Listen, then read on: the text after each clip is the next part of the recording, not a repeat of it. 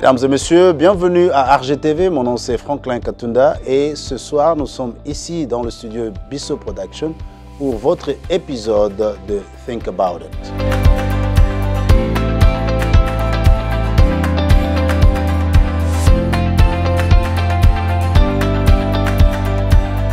Et merci encore de nous suivre ce soir. J'ai une invitée de marque que nous avons dans le studio, Madame Rosalie Ilunga. Et je vais lui demander de se présenter à notre audience. Merci Franklin Katunda de me recevoir ce soir dans ton émission Think About It. C'est vraiment un plaisir d'être ton invité de marque. Oui. Je suis Rosalie Ilunga, je vis à Dallas au Texas. Je suis employée, je suis entrepreneur. J'ai aussi une organisation sans but lucratif dénommée Select Rosie Foundation. Voilà, parlons de Select Rosie Foundation. Quand est-ce que vous avez commencé les activités de Select Rosie Foundation? Avant de commencer avec les activités de Select Rosie Foundation, je suis d'origine congolaise et j'aime l'art et la culture congolaise. Oui. Comment m'est venue l'idée de pouvoir parler aussi de Select Rosie Foundation? Quand j'ai déménagé à Los Angeles en 2001, donc j'ai commencé à faire des enfants, je restais à la maison. Par moments, j'étais invitée à des activités comme des activités culturelles, des festivals. Et à chaque fois que j'allais, il y avait les peintres qui présentaient leurs travaux, des artistes qui amenaient de la sculpture, différents arts, de bijoux et autres. Mais je ne voyais rien du Congo et cela me dérangeait beaucoup. Okay. Et c'est comme ça que je me suis souvenue, bon, dans mon pays, nous avons quand même une culture qui est assez riche. Ouais. Et comme nous avons 242 tribus, donc je devrais aussi présenter quelque chose du Congo. Donc vous ameniez aussi certains objets d'art de Congo à ces événements? Dans un premier temps, j'ai commencé avec la malachite. Okay. La malachite est une des matières premières du pays. Les artistes utilisent ça pour fabriquer le bijou, les statuettes, le masque, différents produits. Ouais. Et alors, quand j'ai présenté pour la toute première fois, l'audience était émerveillée de découvrir ces différents arts. Alors, ça m'avait donné le courage. Plus tard, j'ai dit qu'il fallait amener aussi les tenues africaines. Okay. J'ai contacté une maman que je salue aussi, maman Astrid Moulaji. Elle habitait Dakar au Sénégal à l'époque. Je ne connaissais rien de la couture, mais c'est une maman, au travers des Skype, qui m'a appris comment prendre les mesures. Elle m'a dit, commence à parler aux femmes, demande-leur qu'est-ce qu'elles aiment, quelles sont leurs couleurs préférées, comment elles aimeraient s'habiller, tout et tout. Donc, si je comprends bien, pendant ce temps-là, il y a eu quand même l'idée de pouvoir faire le commerce. C'est-à-dire qu'il fallait présenter les objets d'art africains, congolais, et aussi faire de sorte que vous puissiez avoir un paiement, n'est-ce pas? À l'époque, je parle de l'époque. Oui, oui. Qu'est-ce qui vous a amené de là à devenir maintenant une organisation non-profit? En 2012, le 28 octobre, c'est la première fois que j'avais présenté l'art ici à Dallas au Texas. Okay. Et le président Dominique Diomi m'avait encouragé. C'était à Mycon Ballroom à Hearst, là où j'avais présenté l'art africain, l'art congolais. Okay. Et après avoir organisé plusieurs fashion show, comme on dit, défilé de mode chez nous. En 2015, j'avais perdu mon frère. Je n'avais pas fait ça. Et en 2016, j'ai reçu une petite fille au nom de Vigardi Kimana qui est venue se joindre dans mon équipe. Elle n'avait fait que 2 mois aux États-Unis. Elle ne parlait pas anglais. Elle s'ennuyait tout le temps à la maison, là où elle habitait, dans sa famille d'accueil. Et lorsqu'elle est venue vers moi, je l'ai accueillie, je lui ai dit que tu es belle. J'aimerais aussi que tu puisses participer avec le filles pour découvrir ce que nous faisons. C'était pour moi une occasion de pouvoir aider la jeune fille à se découvrir, à se démarquer, à utiliser ses talents. C'est vrai, la beauté que nous présentons au travers de make-up, elle est extérieure, mais chaque femme est spéciale et unique en son genre. Quand j'ai commencé avec ces activités, au fait, je les habillais différemment. Bien sûr, on a embelli avec le make-up et le public les a encouragés, les photoshoots, le souvenir et autres. Donc, c'était des moments de fantasme entre femmes, des moments où le femme échange, essaye vraiment de créer des moments de gaieté, des moments d'ambiance entre femmes. Ouais. Alors, il y a non seulement la mode, il y a donc la couture, il y a les objets d'art, il y a aussi, je comprends bien, un certain nombre d'aides sur le plan éducatif. Oui. Parlez-nous un peu du côté éducatif. Qu'est-ce que votre organisation fait pour aider les jeunes? Pour aider les jeunes, nous leur interviewons, nous leur posons des questions. Qu'est-ce qu'ils aiment bien faire dans la vie et quels sont les besoins qu'ils ont. C'est vrai, les problèmes, c'est que les avantages que nous avons ici aux États-Unis, par exemple, d'avoir de l'aide sociale ou d'avoir la bourse d'études, d'avoir, par exemple, l'éducation pour adultes. Au Congo, on n'en a pas. Nous payons. Et quand on se retrouve devant les femmes seules, les orphelins, le veuve, il est quand même difficile pour ces personnes de pouvoir se prendre en charge. Et moi, vu toutes ces activités, vu toutes ces difficultés, je m'excuse, j'ai créé une activité que j'appelle Make-up Show. C'est un événement pendant lequel les femmes se retrouvent avec le make-up artiste. C'est-à-dire que nous faisons des séances de maquillage, de photoshoot, juste pour montrer la beauté intérieure de la femme. Et on entre dans divers.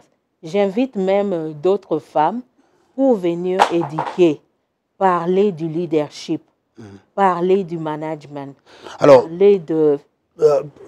sur le domaine-là, comment est-ce que vous arrivez à faire que les femmes là puissent venir parler de différents domaines qui peuvent aider les femmes à se développer? Vous organisez des conférences, vous organisez des événements, comment est-ce que vous le faites? J'organise des levées de fonds où j'ai par exemple les gens qui acceptent de sponsoriser ces événements. Ça peut être de business, ça peut être aussi des organisations sans but lucratif comme moi. En tout cas, je frappe différentes portes et je vais même 2 fois dans des églises solliciter aussi... Oui, ce sont des organisations, oui. Oui, solliciter aussi la participation des pères spirituels pour pouvoir m'accompagner dans ces domaines-là. Et jusque-là, combien d'organisations ont déjà répondu à votre appel depuis que vous avez créé l'organisation? Je dirais peut-être, il y a 5, 6 par là. Vous pouvez citer leur nom, vous soyez libre. Oui. Il y a New One Foundation, il y a Fondation de David, il y a Tsunami Foundation, il y a les compagnies des taxes, il y a le business comme Sam's Club, il y a aussi Amani Photographie, il y a French Production. Ils sont tous basés ici à Dallas? Il y en a qui sont ici à Dallas, il y en a d'autres qui sont aussi au Congo, qui ont accepté de m'aider. Alors parlons de ceux-là qui sont au Congo. Juste pour qu'on puisse encourager aussi les autres qui peuvent être là et qui ne savent peut-être pas qu'ils peuvent aider au Congo. Qui sont ceux-là qui vous aident? Il y a Tsunami Fondation avec maman Nicole Lobo. Je suis allée au musée national à Kolwezi. Ah bon? Où ils ont accepté de travailler en partenariat avec moi. C'était en décembre de cette année. Donc, il y a quelques jours seulement? Oui, et j'ai rencontré aussi la ministre de Genre, Enfants et Famille, Madame Nathalie Lunda, qui m'a accueillie. Oui. Et il y a d'autres qui sont aussi des collègues, des anciens collègues.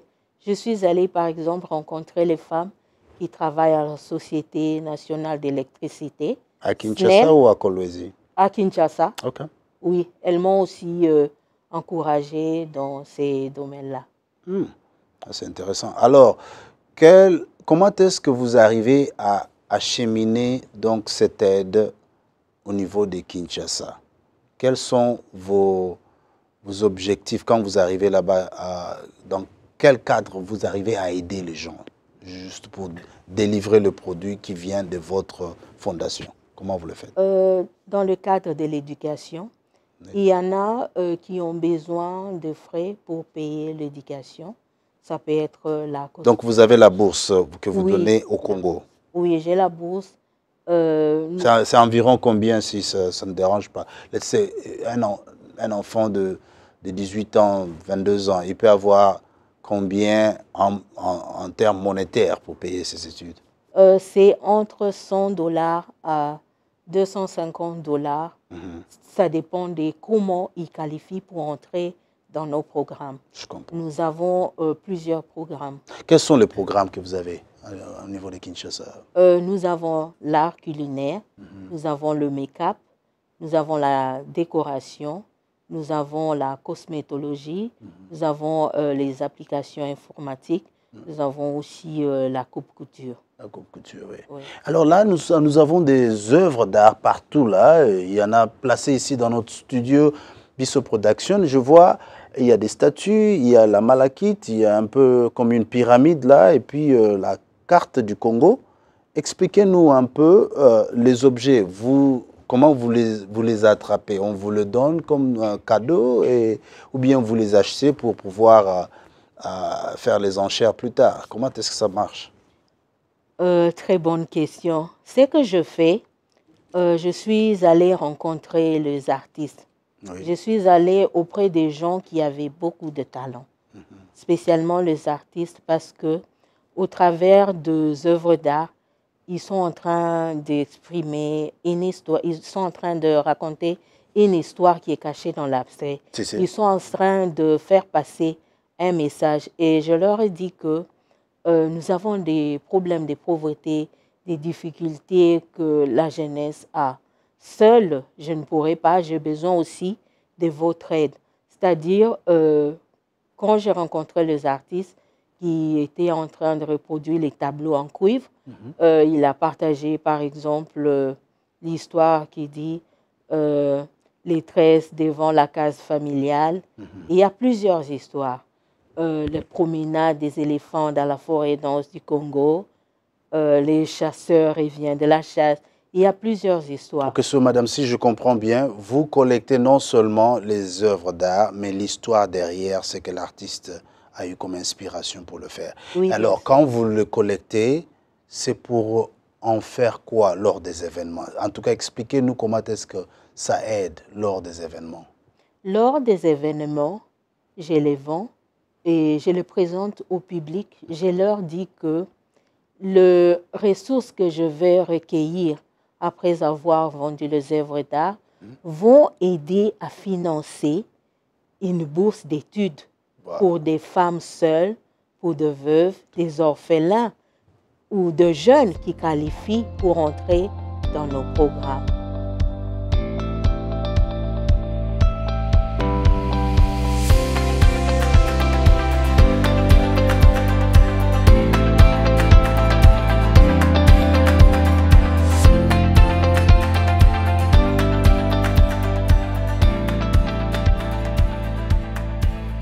Mesdames et messieurs, bienvenue sur RGTV. Nous sommes là et nous allons continuer la deuxième partie de notre émission.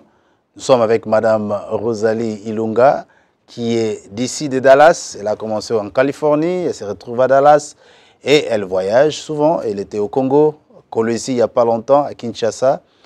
Elle a une organisation qui est en train effectivement de promouvoir l'art, toutes sortes d'art culinaire, l'art couture, la cosmétologie et toutes sortes de choses qui peuvent permettre à ce qu'une personne se sente vraiment à l'aise, qu'elle puisse aimer, s'aimer soi-même et particulièrement elle travaille pour les femmes. Et là, j'aimerais effectivement vous dire que pour trouver ces activités, vous pouvez aller sur leur website, c'est le www.selectrosiefoundation. Alors là, il faudrait vraiment regarder comment est-ce qu'on l'écrit au bas de l'écran. C'est www.select, Rosie avec E à la fin, Foundation avec F-O-U. F-O-U en anglais. Donc, Select Rosie Foundation, c'est leur website. Je vais lui poser encore quelques questions sur les projets d'avenir. Vous aviez fait Doors of Hope Gala en 2022. Rapidement, quel était le feedback? Qu'est-ce que vous avez reçu en retour après avoir fait cette activité? Après avoir fait Doors of Hope Gala, ce que nous appelons en français les portes d'espoir, oui. j'ai reçu des ouvertures. C'est-à-dire qu'il y a d'autres organisations qui ont accepté de nous accompagner aussi dans notre vision. Il y a même certains membres du gouvernement qui ont beaucoup de travail et qui ont dit que, oui, madame, comme vous êtes là, vous disposez de votre temps, nous voulons travailler avec vous. Nous voulons aussi aider la jeunesse pour pouvoir se prendre en charge. C'est vrai, il y a plusieurs organisations qui le font, mais la population est assez grande. Elle est assez grande. Le nombre est trop élevé pour que nous puissions toujours mettre la main dans la pâte. Alors, donc l'organisation de Doors of Hope Gala vous a quand même aidé à pouvoir avancer, parce que juste après cela, vous avez fait un voyage à Kinshasa, en RDC, et aussi à Kolwezi, au Lualaba. Oui, à Lubumbashi. Voilà. Parlez-nous un peu de Kolwezi. Quelle était votre expérience au musée de l'art là-bas? Au musée à Kolwezi, où Madame la directrice Yolène Bayo m'a reçu avec son équipe, que je salue en passant.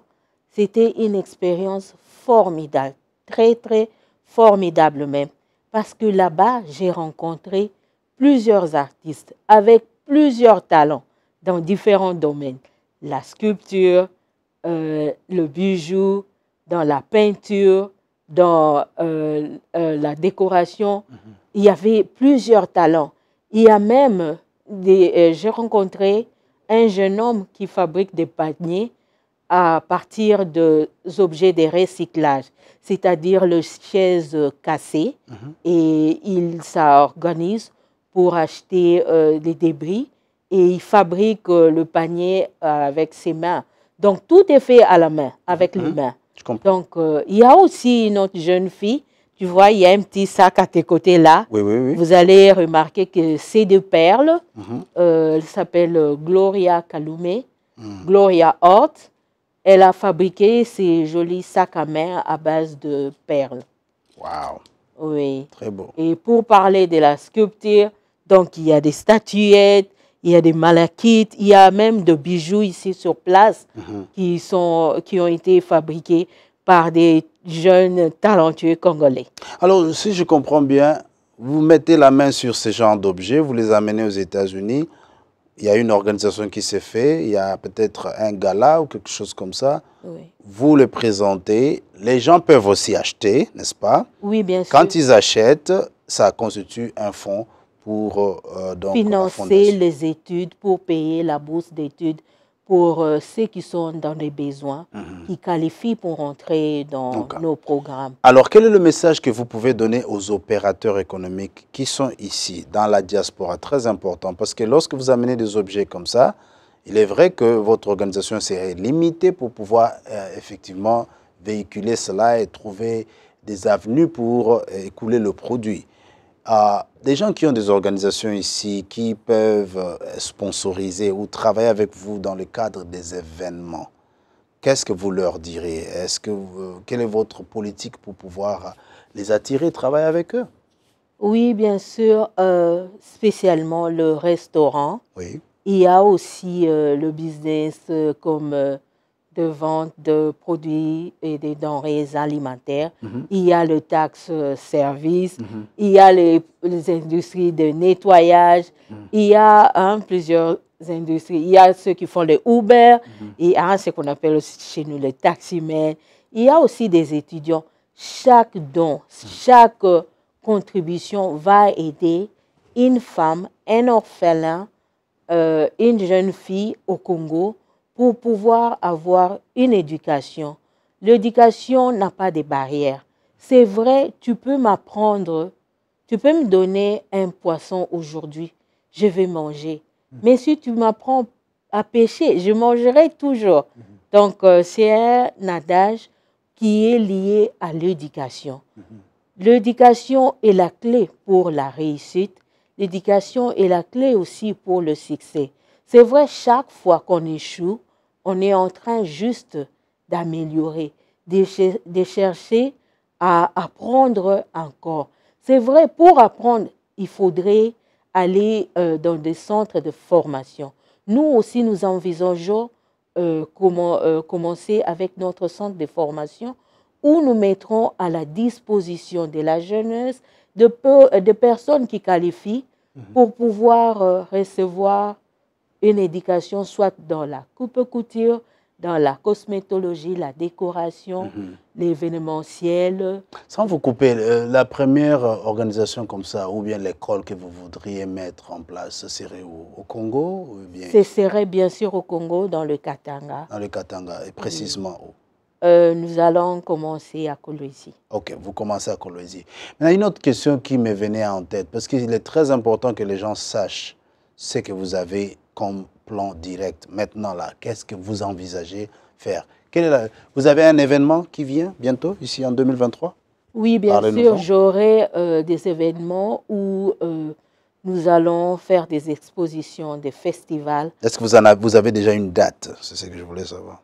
Oui, nous pensons au mois de juillet, où nous allons, par la grâce de Dieu, à Dubaï. Nous avons aussi, par exemple, la Zambie, qui est à côté du Congo. Je suis intéressé à savoir qu'est-ce que vous allez faire en Dubaï, exactement. À Dubaï, nous allons présenter les œuvres d'art, la culture congolaise, la beauté.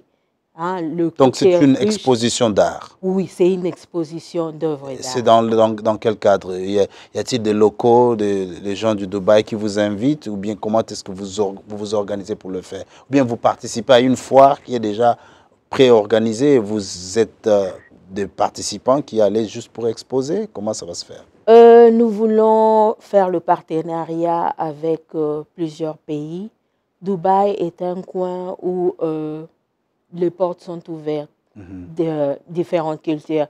Et la culture congolaise étant riche, étant que Congolais ayant beaucoup de talents, nous n'avons pas que la musique. Nous avons aussi l'art. Et l'art qui est vraiment riche, cet art doit être découvert partout dans le monde. Et l'un des coins que nous avons choisi, c'est Dubaï. De Dubaï, ok. Enfin, oui, parce qu'il y a plusieurs touristes, il y a plusieurs personnalités qui aiment aller visiter Dubaï. Et pourquoi ne pas amener la culture congolaise, l'art congolaise à Dubaï pour émerveiller aussi la population qui vit à Dubaï. Et amener un financement à l'organisation, ça on comprend bien.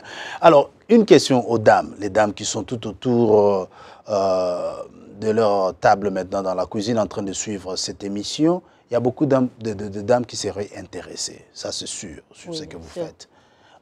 Comment est-ce qu'elles peuvent vous joindre directement? J'ai un site internet www.selectrosiefoundation.com. Il y a aussi les numéros de téléphone 1 817 723 3928. Et au Congo, j'ai un numéro que j'utilise, plus 1 243 99 58 42 774. Je répète, 99 58 42 774. Voilà, et alors vous avez un courriel, email, où les gens peuvent envoyer aussi soit une question par email? info@selectrosiefoundation.com. J'ai aussi RJ Art and Fashion Rosie@gmail.com. Oh, voilà. Mesdames et messieurs, donc vous suivez là donc Madame Rosalie Ilunga qui est en train de faire un bon travail, qui non seulement c'est la philanthropie, on aide, on essaie de sponsoriser les gens qui sont dans le besoin, mais le besoin pour une éducation, le besoin pour une émancipation culturelle, et au même moment, elle en profite pour participer dans la foire culturelle qui permet à ce qu'il y ait soit exposition d'art, exposition de la couture, exposition d'un certain nombre de choses comme la cosmétologie, ce qui aide effectivement à pouvoir renflouer les donations ou bien l'argent que les gens peuvent remettre, et en retour, ça aide pour la bourse d'études pour certaines jeunes filles qui sont à travers l'Afrique, au Congo. Elle nous a dit qu'elle ira bientôt en Zambie également. Si vous êtes intéressés, vous les dames, à vous joindre à elle, elle vous a donné les coordonnées. Allez sur leur website, Select Rosie Foundation, pour pouvoir l'épauler dans le travail qu'elle fait. Madame, je vais vous donner une occasion parce que c'est une organisation qui évolue ici aux États-Unis. Vous parlez l'anglais ici et le public qui vous suivra aussi parle l'anglais. Nous aimerions vraiment être sûrs qu'on maximise le potentiel. Le potentiel, c'est pouvoir donner le message à ceux qui parlent aussi l'anglais. Alors, est-ce que vous pouvez donner ce message-là au public qui parle anglais? Je vais vous poser cette question rapidement. Can you tell us how people can help you? First of all, how do you run your organization? What type of activities do you do to help your organization put the message out there and make sure that we get the donations? How do you do that? Hi, my name is Rosalie Ilunga. I do run my activity through the event, the charity event called Makeup Show. During the event, I welcome the makeup artists and women, young folks get together where, you know, we learn about the makeup. We do say that every woman has a purpose and she is called to do something in the world. Even though she has nothing, I stand on behalf of each woman who is in the nursing, who is in the education field, who is in the cosmetology, makeup, who is a teacher, who is a nurse. So through my foundation, I empowering women through education. I do help them learn some new skills that will help them take care of themselves. You know, when we do live in Africa, it's not like here where we do get all kind of advantage like financial support. Some women are going through poverty and they have lack of education. Education is a key in this world. When you educate a woman, you educate the whole world. Even though I start with one woman at a time by giving them a lipstick to smile and be ready according to the need when they enter our program, I do need help to pay their tuition, to support them to learn some skills that will help them to take care of themselves or either with their families. Now, let me ask you, how can people help your organization? How can they contact you? They can reach me through the phone call. My phone number is 1-817-823-3928. And I do have another website, which is www.selectrosiefoundation.com, or you can reach me through email, info@selectrosie.com.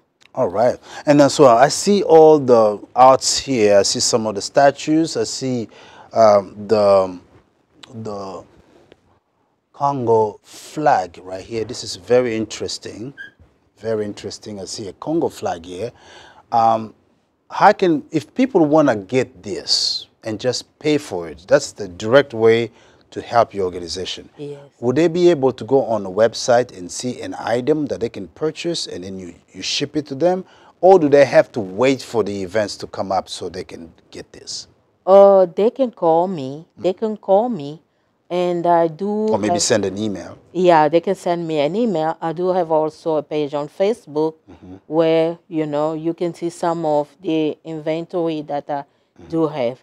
And in my inventory, I have not just the malachite. I do have also some jewelries. I do have some artwork, as you see, and also some painting. And each painting comes with a particular message. Okay. And is related with a different theme, just to educate, just to call for support for those women who are suffering, those women who want to smile. When can we expect an event, the next event here, either in Dallas or anywhere else? Would you?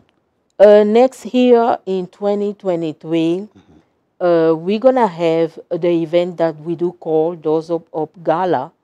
That's the event where we got together to do the fundraising to support our non-profit. Okay. And we do go also in other countries like Dubai. Like you prepare to go to Dubai, okay. Yes, where we go with the artists, you know, they will bring, of course, their artwork.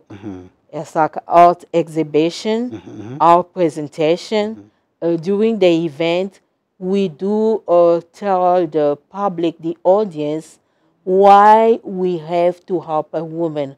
Why do we have to support the young folks? Why other people need education? It's for the cause which is that to empower the young people to become the leader, to become successful in education. All right, ladies and gentlemen, you just follow what Madame Rosalie was saying here. The job is big and what they're doing is great. What they do is they support the message out there. They don't not only showcase the artist, but they also help the artist to actually give a message behind the art. Whatever they did, if it was the portrait, why did they design it this way? If it's a statue, why did they actually craft it this way? And that message, that story behind the art allow them to showcase the product to the public. And the public brings in a contribution that will actually allow the organization to function as a nonprofit organization and supports young ladies, young students, or boys or girls to go to school and get education. This is a great endeavor, and we applaud that here at RGTV, and that's the reason why we have programming like this. We want to thank you so much for taking your time and being with us tonight. Thank you so much for welcoming. Of course. Mesdames et messieurs, merci beaucoup de nous avoir suivis. Donc, nous sommes ici dans un studio où nous parlons multilingue, anglais-français.